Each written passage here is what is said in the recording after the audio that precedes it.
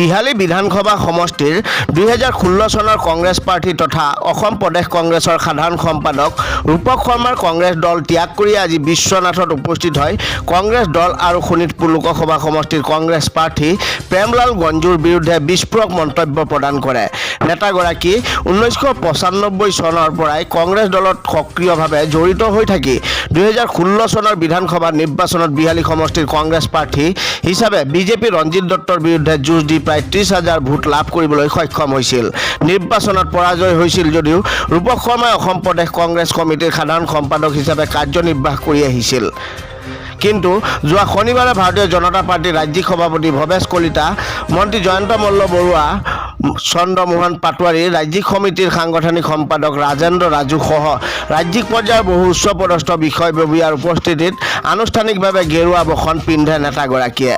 তাৰ পিছতে আজি নেতাগৰাকী বিশ্বনাথত উপস্থিত হৈ প্ৰথমে ভাৰতীয় জনতা পাৰ্টিৰ বিশ্বনাথ জিলা কাৰ্যালয়ত উপস্থিত হৈ বিশ্বনাথ জিলাৰ ভাজপা সভাপতি দিগন্ত ঘাটুৱাক সাক্ষাৎ কৰি এখনি ফুলাম গামোচাৰে সন্মান জনায় আৰু সমাগত লোকসভা নিৰ্বাচনৰ সন্দৰ্ভত আলোচনাত মিলিত হয়।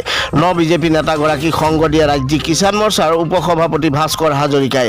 তাৰ পিছতে বিজেপি নেতাগৰাকীয়ে শোণিতপুৰ লোকসভা সমষ্টিৰ বিজেপি প্ৰাৰ্থী তথা বিহালী সমষ্টিৰ বিধায়ক ৰঞ্জিত দত্তৰ ঘৰত উপস্থিত হৈ প্ৰাৰ্থীগৰাকীক সাক্ষাৎ কৰি নিৰ্বাচনৰ প্ৰস্তুতিৰ সন্দৰ্ভত বুজ লোৱাৰ লগতে এখনি ফুলাম গামোচাৰে প্ৰাৰ্থী ৰঞ্জিত দত্তক সম্বৰ্ধনা জনোৱাৰ লগতে শুভেচ্ছা জ্ঞাপন কৰে। তাৰ পিছতে সাংবাদিকৰ লগত হোৱা সাক্ষাৎকাৰত বিজেপি নেতা ৰূপক শৰ্মাই কংগ্ৰেছ দল আৰু কংগ্ৰেছ প্ৰাৰ্থী প্ৰেমলাল গঞ্জুৰ বিৰুদ্ধে কেতবোৰ বিস্ফোৰক মন্তব্য প্ৰদান কৰে। তেখেতে কয় যে কংগ্ৰেছ বৰ্তমান পথভ্ৰষ্ট দল হিচাপে পৰিণত হৈছে। লবিকেন্দ্ৰিক ৰাজনীতিৰ বাবে বৰ্তমান দল শেষ পৰ্যায়ত উপনীত হৈছে। তৃণমূল পৰ্যায়ৰ কৰ্মীক কোনো ধৰণৰ গুৰুত্ব প্ৰদান নকৰে কংগ্ৰেছৰ শীৰ্ষ নেতাই। ইফালে অসমৰ সামগ্ৰিক ৰাজনীতিত ডক্টৰ হিমন্ত বিশ্ব শৰ্মাৰ বলিষ্ঠ নেতৃত্বত সকলো জনসাধাৰণৰ মন জয় কৰিবলৈ সক্ষম হৈছে। সকলো দিশতে বৰ্তমান চৰকাৰখনে উন্নয়নমূলক কাম কাজ কৰি ৰাইজক আশ্বস্ত কৰিবলৈ সক্ষম হৈছে। আনফালে 2024 চনৰ লোকসভা নিৰ্বাচনত কংগ্ৰেছ দলৰ মনোনীত প্ৰাৰ্থী হিচাপে প্ৰেমলাল গঞ্জুক দলীয় টিকেট প্ৰদান কৰাক লৈ নেতাগৰাকীয়ে কেইবাটাও বিস্ফোৰক মন্তব্য প্ৰদান কৰে সাংবাদিকৰ আগত।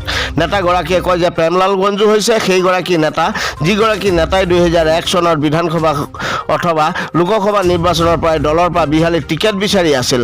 কিন্তু প্ৰতিবাৰে তেওঁ কংগ্ৰেছৰ পৰা টিকেট লাভৰ পৰা বঞ্চিত হৈ কংগ্ৰেছ দলত থাকি কংগ্ৰেছৰ বিৰুদ্ধে চিপৰাং মাৰি আহিছে।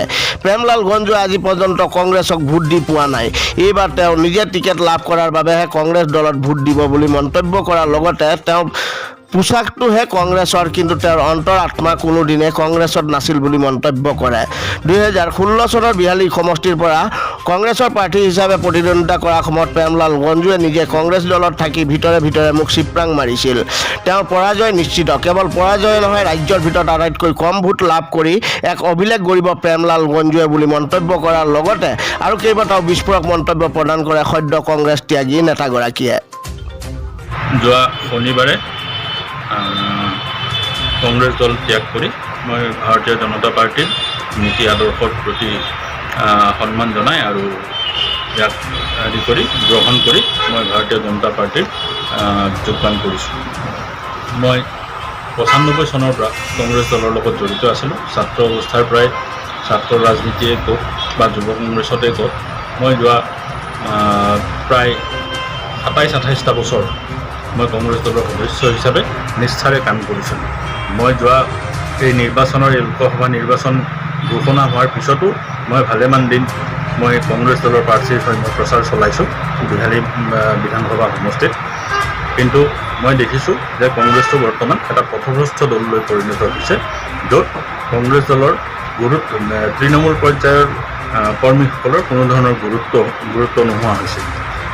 আৰু অসমত সামগ্ৰিক পৰিস্থিতিত বা বৰ্তমানৰ সময়ত যি ধৰণে ভাৰতীয় জনতা পাৰ্টীৰ চৰকাৰে ডক্টৰ হিমন্ত বিশ্ব শৰ্মাৰ নেতৃত্বাধীন চৰকাৰখনে সমাজখনক যি ধৰণে অসমীয়া সমাজখনক অসমখনক উন্নয়নৰ পথত আগুৱাই নিছে, সকলো ধৰণৰ জাতি বৰ্ণ নিৰ্বিশেষে ধৰ্ম নিৰ্বিশেষে অসমখনক আগুৱাই নিয়াত সকলো জনসাধাৰণ আশ্বস্ত হৈছে।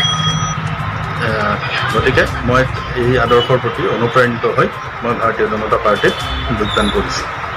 চাওক, বৰ্তমান যিগৰাকী ব্যক্তিক কংগ্ৰেছ দলে মনোনীত কৰিছে প্ৰাৰ্থী হিচাপে, তেওঁতো কংগ্ৰেছ দলৰ পোচাক পিন্ধি বিভিন্ন সময়ত 2001 চনৰ বিধানসভা নিৰ্বাচনৰ পৰাই আৰম্ভ কৰি 2021 চনৰ নিৰ্বাচনলৈকে তেওঁ তলে তলে কংগ্ৰেছ দলৰ বিৰোধিতা আৰু কংগ্ৰেছ দলক যিটো চিপ্ৰাং মৰা ৰাজনীতি কৰে কংগ্ৰেছ দলক তেওঁ চিপ্ৰাং মাৰি আহিছে 2001 চনত বৰ্ণবাস তাঁতী ডাঙৰীয়াক তেওঁ হেৰি কৰিছিল 2006 চনত নগেনৱালা আজি যি ACMSৰ সম্পাদক এই ব্ৰাঞ্চৰ সম্পাদক তেখেতৰ নিৰ্বাচনতো তেখেতে হেৰি কৰিছে বৰ্তমানৰ সাংসদ পল্লৱ লোচন দাস যেতিয়া 2011 চনত কংগ্ৰেছ দলৰ প্ৰাৰ্থী আছিল তেতিয়াও সেই সময়তো তেওঁ কংগ্ৰেছ দলক তলে তলে চিপ্ৰাং মাৰিছিল মই নিজে যেতিয়া 2016 চনত প্ৰাৰ্থী আছিলোঁ তেতিয়াও তেওঁ এই মোক খন্তি মাৰিছিলে বা কংগ্ৰেছ দলটোৰ বিৰোধিতা কৰিছিলে তৃণমূল পৰ্যায়ৰ কৰ্মীয়ে জানে এই কথাটো কিন্তু মুকলিভাৱে কিছু নিষ্ঠাবান কংগ্ৰেছ কৰ্মী আছে কাৰণে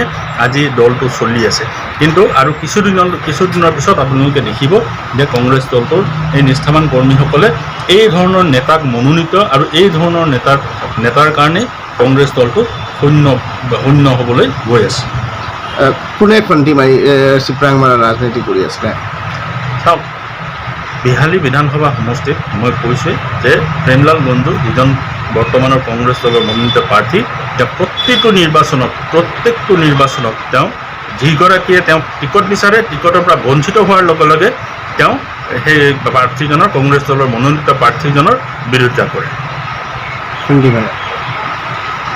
হেৰি তেখেতে জয় হ'বনে চাওক যিগৰাকী ব্যক্তিয়ে হয়তো কোনোদিনেই কংগ্ৰেছক ভোট দি পোৱা নাই তেওঁ এইবাৰ হয়তো নিজে নিজৰ ভোটটো দিব কিন্তু কংগ্ৰেছৰ পোছাক পিন্ধি খন্তি মৰা হেৰিত কেনেকৈ জয়যুক্ত কৰিব তেওঁ অভিলেখ সৃষ্টি কৰিব যে অসমত তেওঁ আটাইতকৈ বেছি ব্যৱধানত পৰাস্ত হৈ পেলাই তেওঁ অভিলেখ কৰিব শোণিতপুৰ লোকসভা সমষ্টিৰ কংগ্ৰেছ প্ৰাৰ্থীগৰাকীয়ে ব্যৱধানৰ ক্ষেত্ৰত পৰাস্ত হৈ তেওঁ অভিলেখ কৰিব